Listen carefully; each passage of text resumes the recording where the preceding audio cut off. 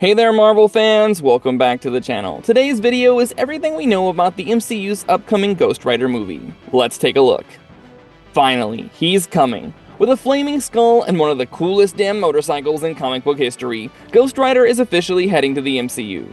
Honestly, learning Ryan Gosling will be the man behind the Hellfire this time was not on my 2026 bingo card, but this year has been pretty kind about movie updates. We've seen the Ghost Rider unleash his supernatural chains on the screen twice now, once in 2007 and then again in 2012. However, after the sequel to Nicolas Cage's Ghost Rider Spirit of Vengeance was cancelled, we've been waiting for over a decade for someone else to become the new face of Johnny Blaze. And now, Hollywood is ready to give us one of the most beautiful men alive.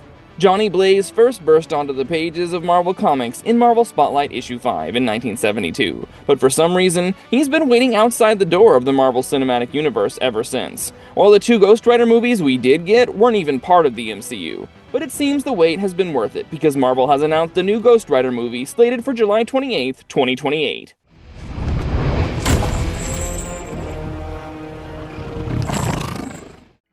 Kevin Feige, the Marvel Studios president, announced that a new Ghost Rider film was in development during Marvel Studios' Blockbuster Hall H panel at San Diego Comic-Con 2026. The movie will be helmed by Shawn Levy, who has already won our hearts with his MCU debut as the director of Deadpool and Wolverine. But the best part is, Ryan is super excited to play Ghost Rider as he stood in front of a roaring crowd and said, "Wow, is this really happening?" As you know, this is a character I've wanted to play for a very long time. Ryan is also seeming to trust Levy's abilities blindly and said that the only person who could have faithfully brought Ghost Rider to the screen was Levy. Honestly, I can't agree more. Not only did Levy do an amazing job with Deadpool and Wolverine, but the filmmaker has given us some brilliant movies over the course of his career.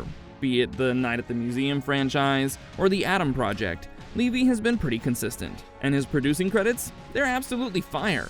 Arrival, Stranger Things, boy, I get why Ryan is so eager to work with him. See, at its core, Ghost Rider remains a dark and horrific character, but there have been instances across different comic eras where he's been portrayed as an unhinged character with a dark comedic side. And Levy has shown time and again just how well he can balance those elements with movies like Deadpool and Wolverine and Date Night. And from what Levy has told people, we can assume that Gosling's Ghost Rider might have certain comedic quips. To quote him, "Ryan loves delighting the audience, and he's done a lot of independent films, but he's in a sweet spot where he's getting the opportunity to do big canvas storytelling and playing characters that sort of have all the colors, comedic and emotional." So how did the new Ghost Rider come to be? Well, it was all Ryan. The actor has expressed his desire to portray Johnny Blaze on screen quite a few times, and finally, during the shooting of Star Wars Starfighter, his creative partnership with Shawn Levy started growing deeper. Yes, apart from their shared nationality, the two developed a mutual trust, and Levy has said that apart from being a great muse, Ryan is also a great partner, and continued, "This collaboration felt really good to both of us.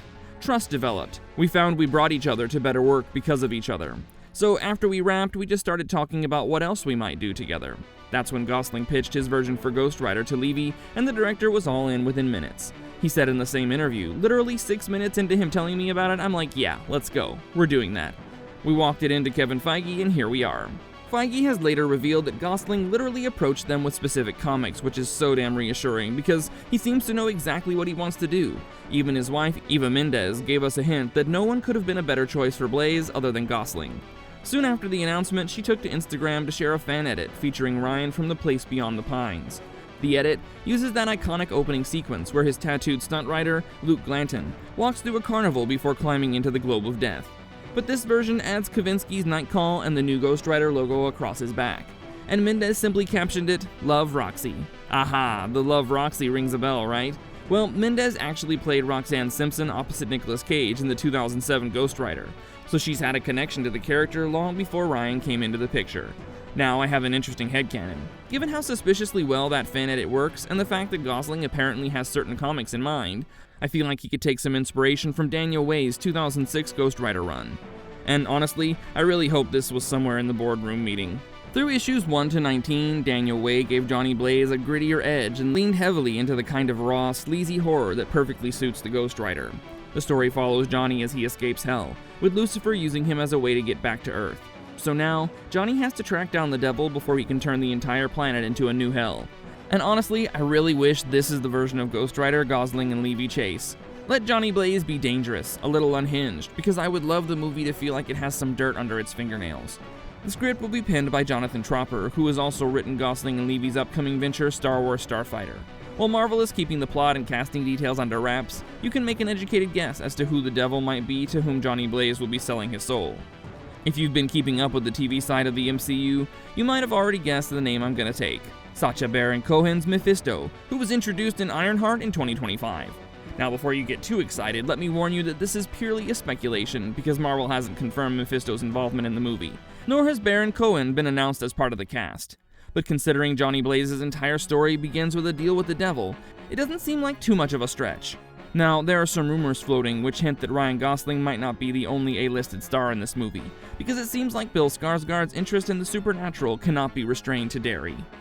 The Pennywise actor is now rumored to be in talks to join the Ghost Rider movie, but this isn't the first time Skarsgård has found himself linked to the MCU. He was previously rumored to be in the running for Professor X in Marvel's upcoming X-Men reboot, before Christopher Abbott was reportedly cast as Charles Xavier. And if Skarsgård does end up joining Ghost Rider, it would mark his second Marvel role. He previously appeared in Deadpool 2 as Zeitgeist. Frankly, there's a lot riding on this movie. For starters, it's very personal to Ryan, and also happens to be the first time he'll be playing a superhero. Secondly, as much as it hurts, let's talk about the last two Ghost Rider films, whose performances tell us exactly why Ryan and Levy need to turn this one into a blockbuster.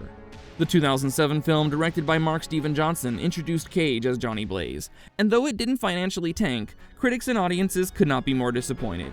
It has a shameful rating of just 28% on Rotten Tomatoes, and the website's consensus reads as, "Ghost Rider is a sour mix of morose, glum histrionics amidst jokey puns and hammy dialogue." Scott Foundas of LA Weekly stated that, instead of a buoyant, imaginative superhero movie on the order of Sam Raimi's Spider-Man films, or Bryan Singer's Superman Returns, we get a lumbering paint-by-numbers origin story. However, the film's commercial success was enough to spawn a sequel, with Mark Neveldine and Brian Taylor taking over directing duties for 2012's Ghost Rider Spirit of Vengeance. But oh boy, that was an even bigger disappointment. It has an even lower rating on Rotten Tomatoes, and reviewers who got access to the early screening at the December 2011 Butt Numbathon in Austin had mostly negative reviews about the film. Two attendees even stated it was worse than the first one. Mark Savlov from the Austin Chronicle gave the film 1.5 out of 5 stars and wrote, "Cage appears to find his role as this second-tier Marvel Comics anti-hero alternately silly, tremendously fun, and the means to a decent paycheck for not all that much work." He also criticized the film's use of 3D as being a few shots of flaming motorcycle parts coming at ya, but little else. However, once again, since the Spirit of Vengeance turned out enough money, Mark Neveldine and Brian Taylor talked about the possibility of a third Ghost Rider movie, although this time they plan to stay on as producers and let someone else take over as director. Cage 2 was initially interested at first, but later said, "Personally, I'm done. I've done what I had to do with that part. You never say never, but right now, today, I would say that I'm done." After that, the filming rights for Ghost Rider returned to Marvel Studios in 2013, and when Gosling's Johnny Blaze is finally ready to set the MCU on fire, one of the writers from Cage's Ghost Rider movies, Scott M. Gimple, had been kind enough to share some advice about the reboot. When he was asked about his thoughts on the new Ghost Rider movie, he told The Direct, "I'll say this, TV is a writer's medium. A showrunner is really driving the vision of a show. Films are directors. Directors are kind of the showrunners of film. And that was directed by a duo, Mark Neveldine and Brian Taylor, and they took the ball and ran with it. And they had a really signature voice and a signature style. And they took what we did and they ran with it, and made it their own. And it was wild and crazy, and there were things in there that absolutely blew me away. There's absolutely things that we did that were in there, but screenwriting? Different beast." Gimple continued, "I'm very much one step back, and as a fan, I think the frenetic craziness of that movie was cool, but I read comics and came up from comics, and I think Ghost Rider is a very interesting character in its evolution, and even in its last 10 to 20 years, so different from when it began. And it's a different Ghost Rider. I would love to see the more recent expression of Ghost Rider, like the last 10, 20 years. It's a lot more gritty, it's a little more serious. I think that would be an interesting play to make. I think it's all great, but they've already done the bigger, louder, crazier one. To do the 9 Inch Nails version, I think that could be cool." Gimple's comments are proof that Marvel should think about doing more R-rated movies, because till now, the only officially R-rated theatrical movie in the MCU has just been Deadpool and Wolverine. Interestingly, the movie grossed at about $1,340 million worldwide and surpassed Joker to become the highest-grossing R-rated movie until The Odyssey overtook it this month. I hope the MCU understands that audiences are more than ready for a good R-rated story, and in my opinion, Ghost Rider seems to be the perfect character that suits an R rating better than any other Marvel character. Oh boy, I can't keep calm because I don't think we've ever gotten a Johnny Blaze as hot as Ryan Gosling. Alright guys, that's all we have today. After years of rumors and whispers, the Ghost Rider is finally revving into the MCU, and as of now, it seems to be a promising venture. Do let us know how excited you are to see Gosling as the new Johnny Blaze, and if you like this video, don't forget to like, share, and subscribe to our channel. I'll see you in the next one. Bye!